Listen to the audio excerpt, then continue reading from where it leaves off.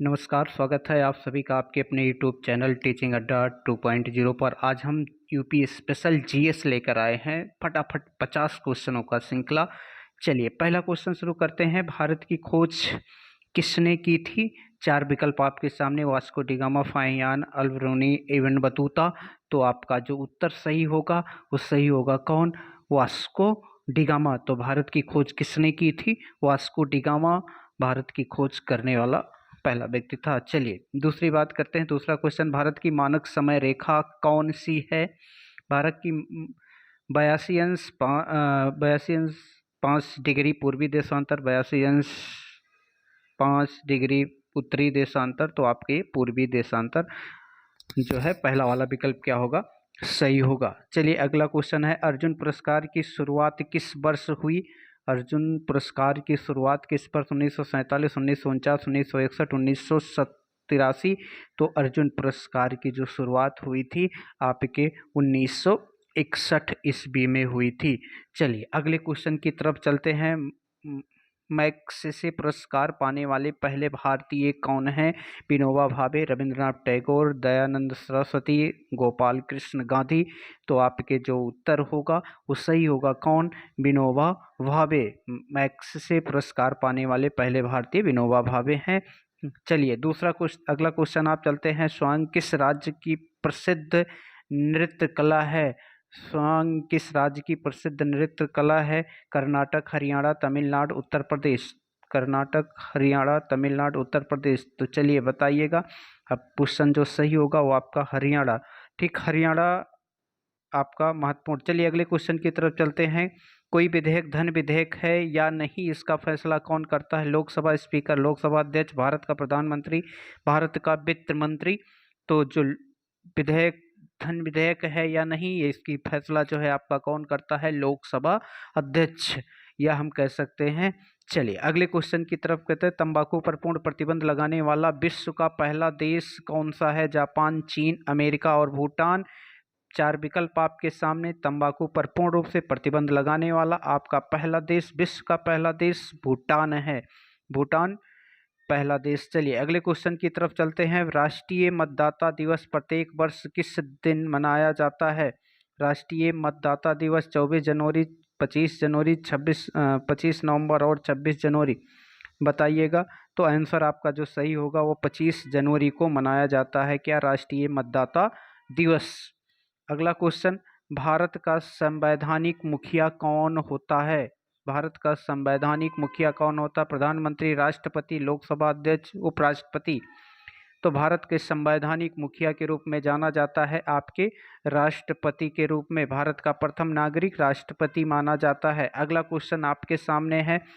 अंग्रेजों के नमक कानून के विरुद्ध महात्मा गांधी ने कौन सा आंदोलन शुरू किया था? सविनय अवज्ञा आंदोलन, खिलाफत आंदोलन, भारत छोड़ो आंदोलन, उपर्युक्त सभी। तो आपका जो आंदोलन गांधी जी के द्वारा नमक के विरुद्ध शुरुआत किया गया था वो था सविनय अवज्ञा आंदोलन। अगला, ईस्ट इंडिया कंपनी ने भारत में अपना पहला कारखाना कहाँ खोला था? सूरत, कलकत्ता, मैसूर, बंगलोर। तो याद रखना, ईस्ट इंडिया कंपनी ने अपना पहला कारखाना कहाँ पे खोला था? सूरत में खोला था, जो पूर्ण नहीं हो पाया था। चलिए अगले क्वेश्चन की तरफ चलते हैं। क्वेश्चन नंबर 12, बुली शब्द का प्रयोग किस खेल में किया जाता है? बुली शब्द का प्रयोग किस खेल में? Cricket, football, hockey, basketball. चार विकल्प आपके सामने हैं, फटाफट आंसर देते रहिएगा। विकल्प जो सही होगा वो क्या है? हॉकी। हॉकी में बुली शब्द का प्रयोग किया जाता है। अगला क्वेश्चन है, किस भारतीय एथलेटिक्स को उड़न परी के नाम से पुकारा जाता है? किस भारतीय एथलेटिक्स को उड़न परी के नाम से पुकारा जाता है?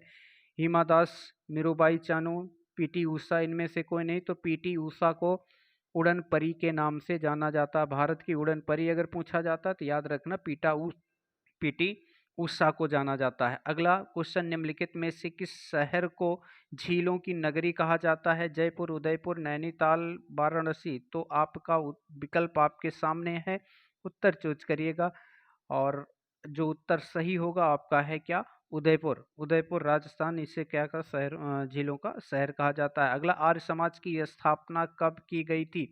आर्य समाज की स्थापना सन 1875 में, 1897, 1901 में, 1912 में। तो आर्य समाज की स्थापना जो हुई थी वो 1875 ईस्वी में हुई थी। चलिए 15 क्वेश्चन आपके समाप्त हुए हैं। 16वें क्वेश्चन की तरफ चलते हैं। वेदों में सबसे प्राचीन वेद कौन सा है? पहला विकल्प आपके सामने ऋग्वेद, सामवेद, यजुर्वेद, अथर्ववेद। तो सबसे प्राचीन वेद, वेदों की संख्या 4, सबसे प्राचीन वेद जिसे कहते हैं क्या? ऋग्वेद। तो ऋग्वेद सबसे प्राचीन वेद है, याद रखिएगा। चलिए 17 नंबर क्वेश्चन आपके स्क्रीन पे। भाभा परमाणु अनुसंधान केंद्र कहाँ स्थित है? विकल्प आपके सामने है ट्राम्बो, मुंबई, नई दिल्ली, बेंगलुरु, कोलकाता। तो भाभा परमाणु अनुसंधान केंद्र ट्राम्बो, मुंबई के तट पर स्थित है। ठीक, चलिए अगले क्वेश्चन की तरफ चलते हैं। क्वेश्चन नंबर 18 आपके स्क्रीन पे आ रहा है। 1928 ईस्वी के बारदोली आंदोलन का नेतृत्व किसने किया था? 1928 के बारदोली महात्मा गांधी, बाल गंगाधर तिलक, सरदार वल्लभ भाई पटेल, पंडित जवाहरलाल नेहरू। तो विकल्प जो सही होगा वो आपके सरदार वल्लभ भाई पटेल के द्वारा, बारदोली आंदोलन का नेतृत्व पटेल जी के द्वारा किया गया था। 19 क्वेश्चन, किसने खालसा पंथ की स्थापना की थी? गुरु गोविंद सिंह, गुरु नानक, आनंद, अंगद देव, गुरु रामदास।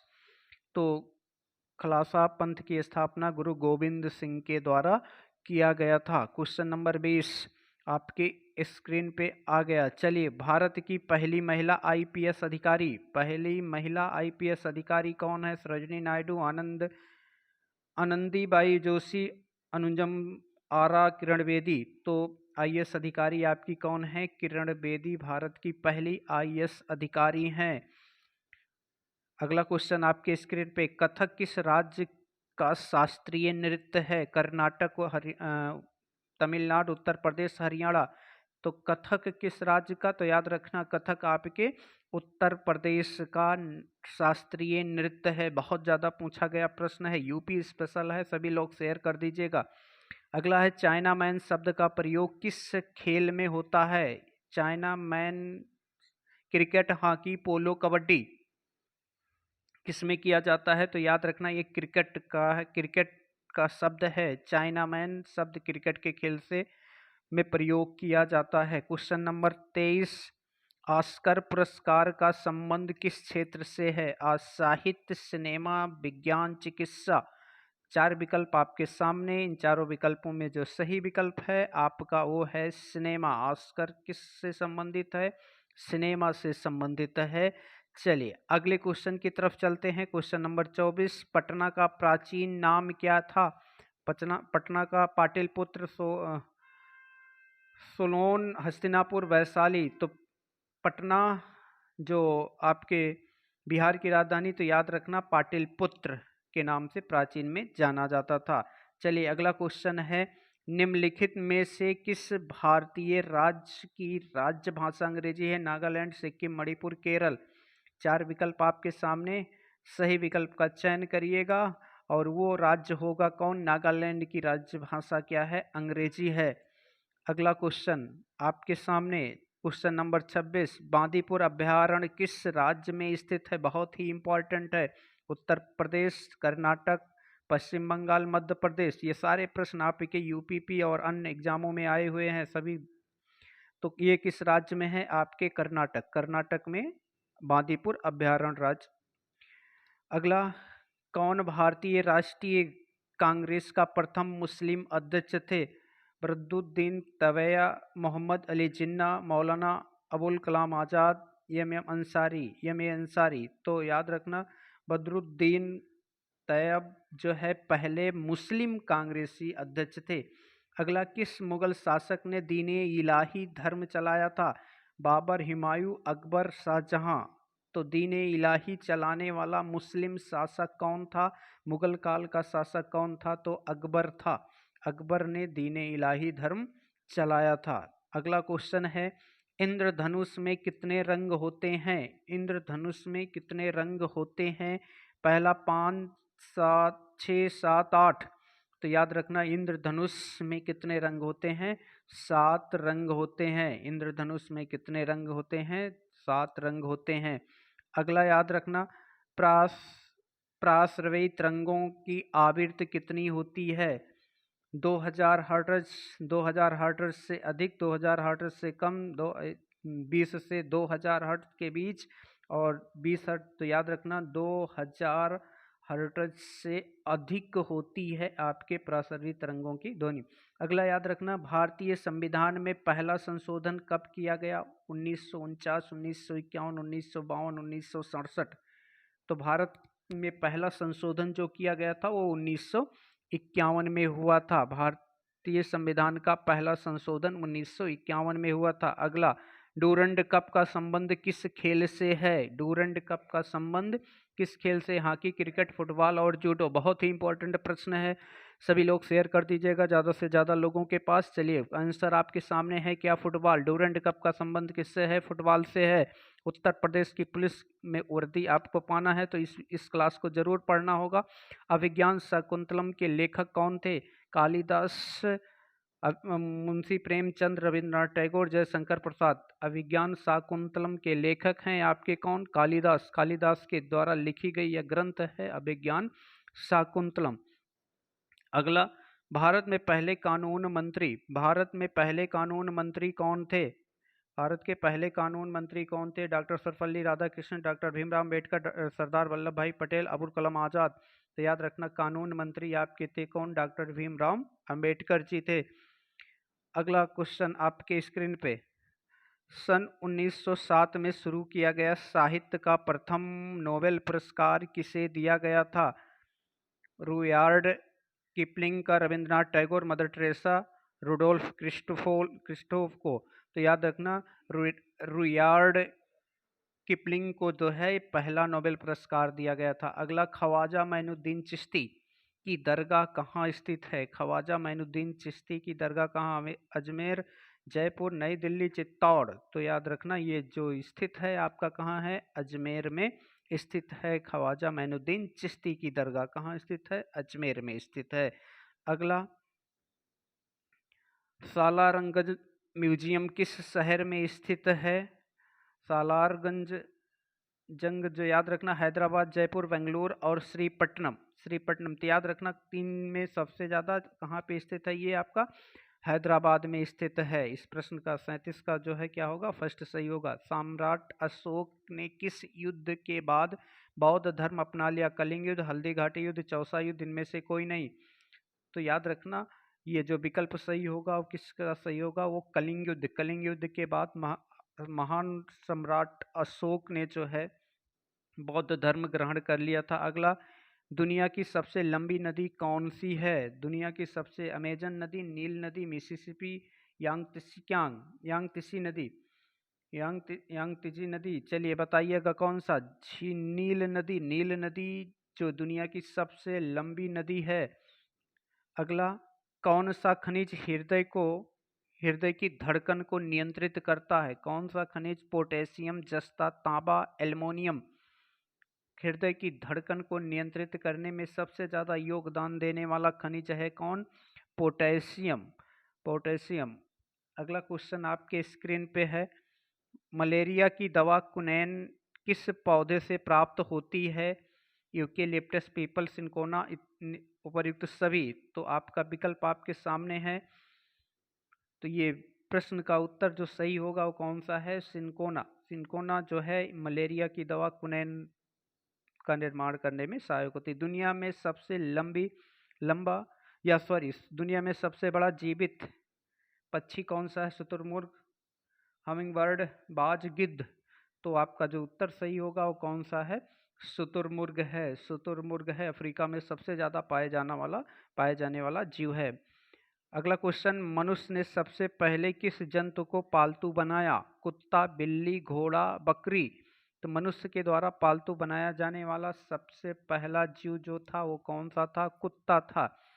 कुत्ता था। अगर आपको अच्छा लग रहा तो आप शेयर कर दीजिएगा, लाइक कर दीजिएगा, नए होंगे तो सब्सक्राइब कर लीजिएगा। क्वेश्चन नंबर 44, किसी अंतरिक्ष यात्री को अंतरिक्ष में आकाश कैसा दिखाई देता है? नीला, सफ़ेद, काला, भूरा।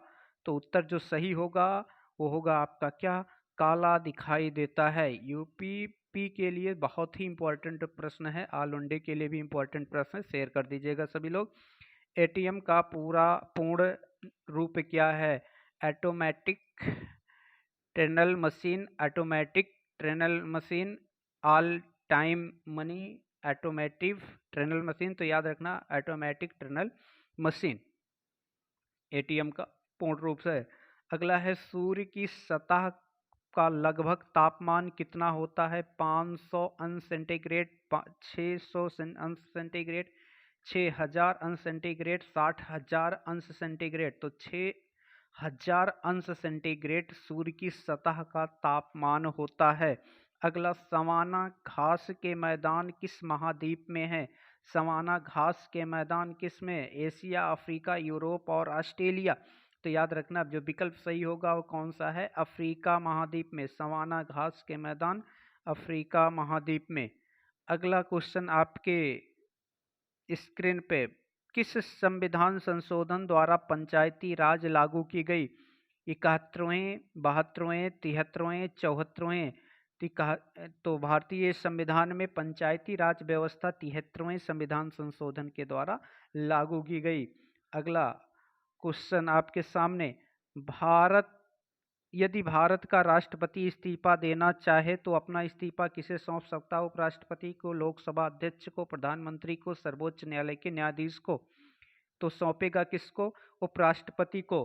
और डिटेल जानने के लिए आप कमेंट करके जरूर बताइएगा कि यह क्लासेज आपको कैसी लग रही हैं। लास्ट क्वेश्चन आपके स्क्रीन पे चल रहा है, भगवान महावीर जैन का जन्म कहाँ हुआ था? वैशाली, पावापुरी, लुम्बिनी, राजगिरी। तो याद रखना इनका जन्म कहाँ हुआ था?